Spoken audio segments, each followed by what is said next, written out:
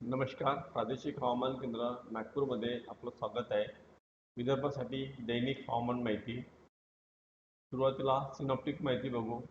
925 HPA wind चार्टमध्ये दाखवल्याप्रमाणे एक चक्रवात राजस्थानवर दिसत आहे आणि त्याला असोसिएटेड ट्रफ गंगानगर, दिल्ली, दिघा ते उत्तर बे ऑफ बंगालपर्यंत आहे. त्यामुळे विदर्भावर येणारी हवा ही पश्चिमेकडून येताना दिसत आहे. तसेच चार्ट नंबर 2 मध्ये सुद्धा हीच परिस्थिती आहे. पुढील 3 दिवस हवामानाचा अंदाज.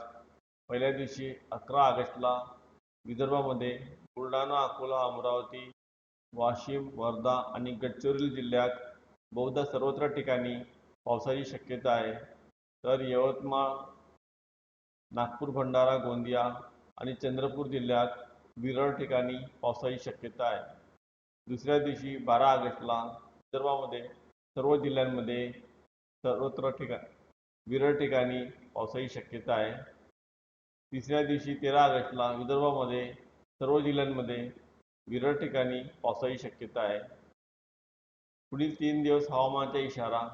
पहिल्या दिवशी 11 ऑगस्टला विदर्भामध्ये बुलढाणा, अकोला, अमरावती, नागपूर, वाशिम आणि गडचिरोली जिल्ह्यात विजांचा कडकडाट होऊन पाऊस पडण्याची शक्यता आहे.